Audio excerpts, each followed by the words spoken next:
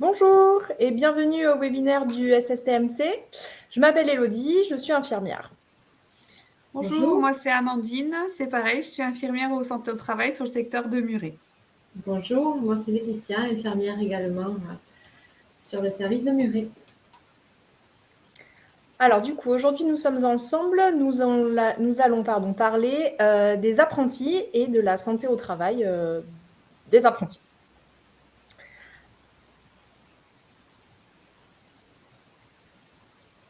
Donc, un premier point sur qu'est-ce qu'un apprenti en santé, un apprenti, pardon.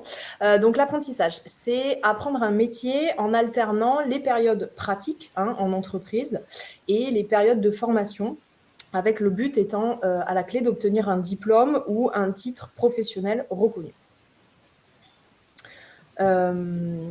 Du coup, hop. Et bien non. Ça marche plus, pardon. Donc, un apprenti. Un apprenti, c'est un salarié entre 16 et 29 ans révolus. Alors, pourquoi il y a cette notion-là Ça, ce sont les notions classiques du Code du travail. Après, il est possible que certains apprentis aient moins de 16 ans. Donc, ce sont des salariés qui sont en situation, ils ont 15 ans. Par contre, ils ont dû terminer leur année de troisième. Et il est possible aussi d'avoir des apprentis ayant plus de 29 ans. Alors là, on est sur des situations particulières, des gens qui ont, par exemple, des sportifs de haut niveau, des gens qui sont en création d'entreprise. Voilà, on peut retrouver des apprentis âgés de plus de 29 ans.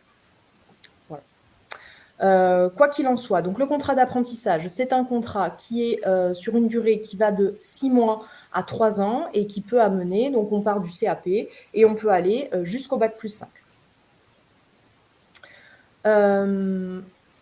Du coup, en ce qui concerne, alors là, on va faire un petit focus au niveau de la réglementation pour les apprentis mineurs.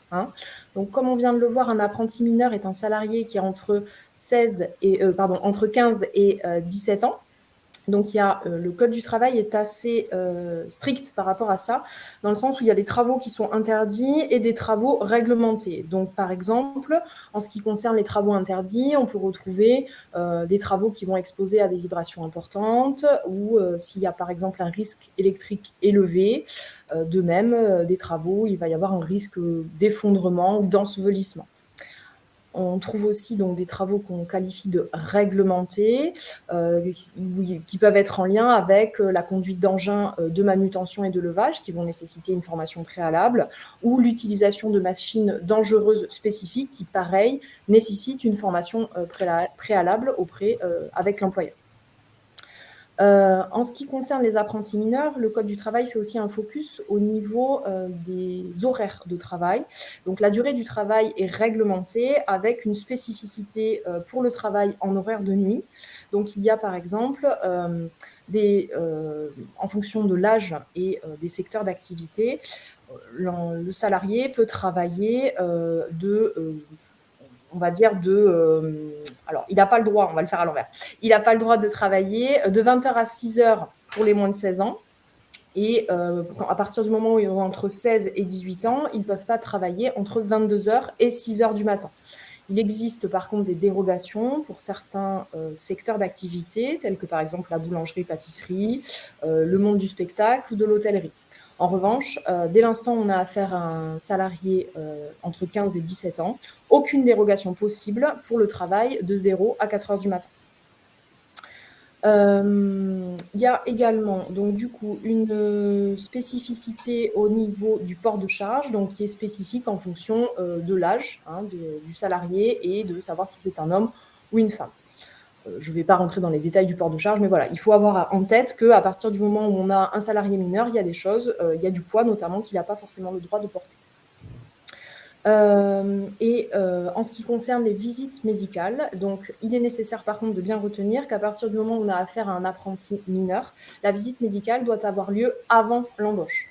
Alors avec l'infirmière ou le médecin en fonction du poste de travail et des risques, mais par contre cette visite a vraiment pour but de discuter au cours de l'entretien avec le salarié des risques qu'il va rencontrer dans sa vie professionnelle et de le sensibiliser sur les moyens de prévention, les EPI, etc., ce qu'on verra après avec mes collègues. Donc là, on était sur les apprentis mineurs. Donc en ce qui concerne les apprentis majeurs, donc entre 18 et 29 ans, donc là, ce sont strictement les mêmes règles qui s'appliquent par rapport aux autres salariés. Donc le temps de travail est identique. De même, ils ont les mêmes lois, les mêmes règlements intérieurs. Ils sont soumis à la même convention collective que les autres salariés de l'entreprise. La différence, c'est que leur temps de formation, en CFA ou en fonction de l'endroit où ils sont en apprentissage, est compris dans le temps de travail effectif. Et en ce qui concerne les visites médicales, là, la réglementation est strictement la même que pour les autres salariés de l'entreprise. Ce sont les risques spécifiques du poste du travail qui déterminent la réglementation.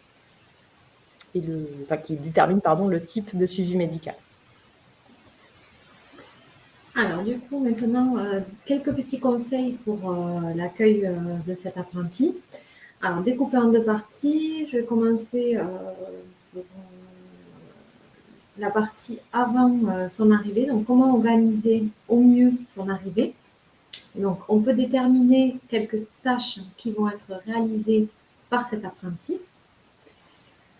En fonction des tâches et des moyens matériels, éventuellement faire une déclaration préalable au service de l'inspection du travail. En fait, c'est un formulaire de déclaration de dérogation aux travaux interdits.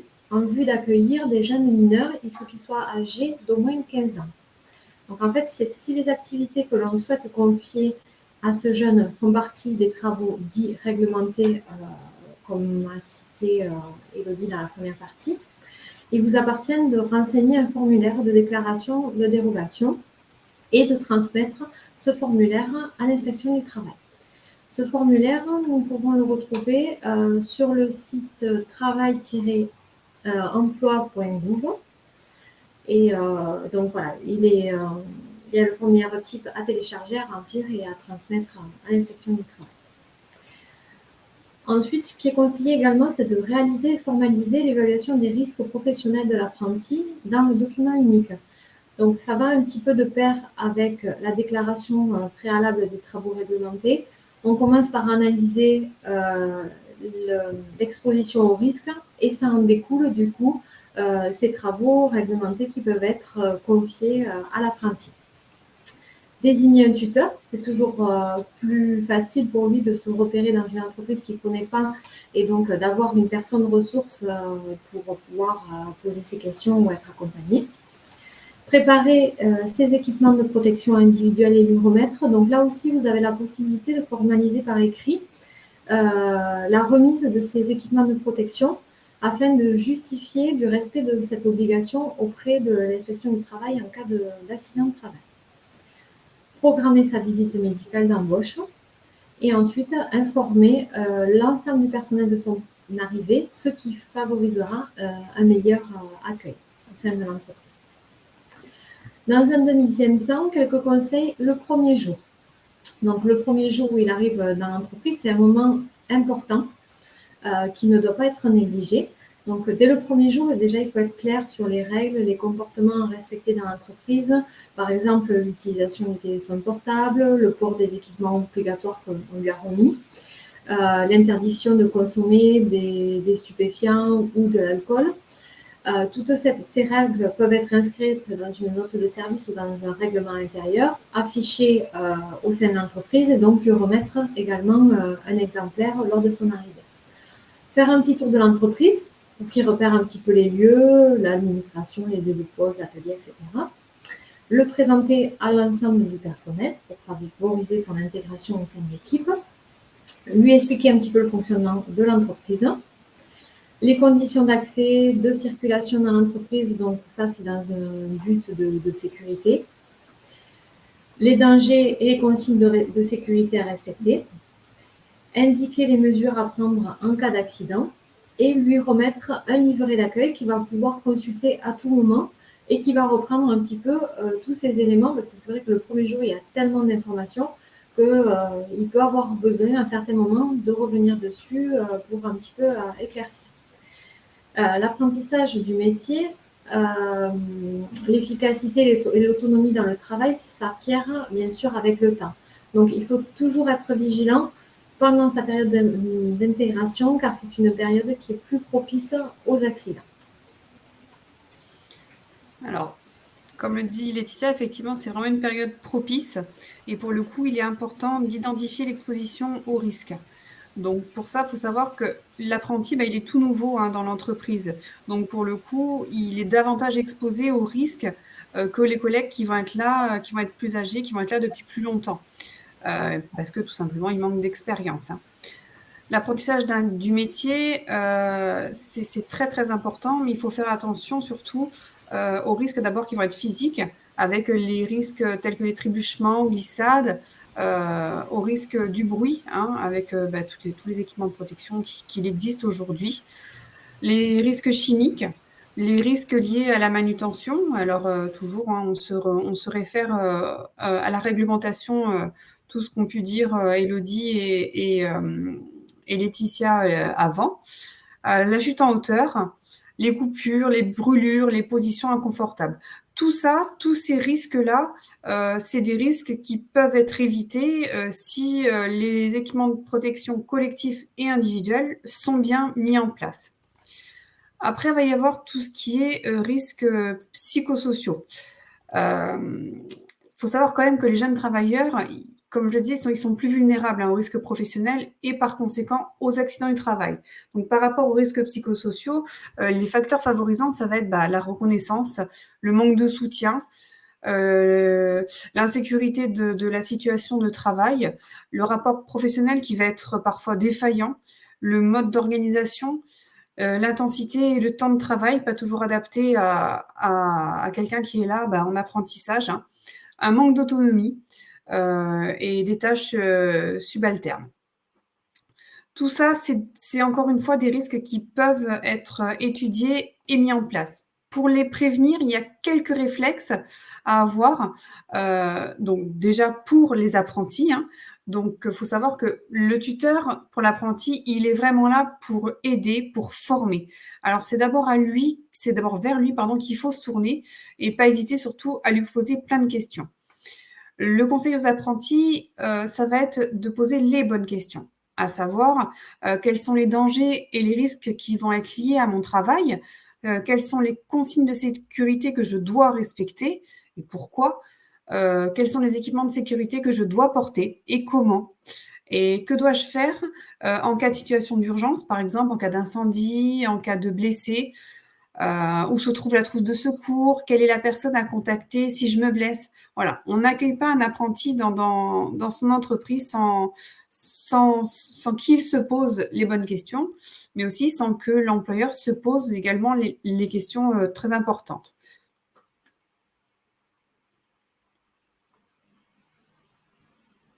Ah, alors Laetitia, tu as laissé ton micro coupé. Merci. Du coup, je disais, en ce qui concerne le conseil aux employeurs, donc ce qu'on peut dire, c'est qu'il est important de vérifier le port des équipements de protection. Important également que l'apprenti ne se retrouve pas seul sur un chantier. Vérifier qu'il réalise son travail dans un environnement sécurisé, donc qu'il soit accompagné, encadré, Cela limite les expositions au risque. Ce sont des personnes, ces tuteurs et les autres salariés, ce sont des personnes qualifiées qui sont capables justement de le mettre en sécurité et de juger de la dangerosité de certaines situations de travail. Il faut vérifier également qu'il réalise les tâches ou travaux en lien avec le diplôme qu'il est en train de préparer. Veiller également à ce qu'il soit informé des risques, des mesures de protection à respecter pour les tâches à effectuer et faire respecter les consignes d'utilisation et de sécurité des équipements de travail.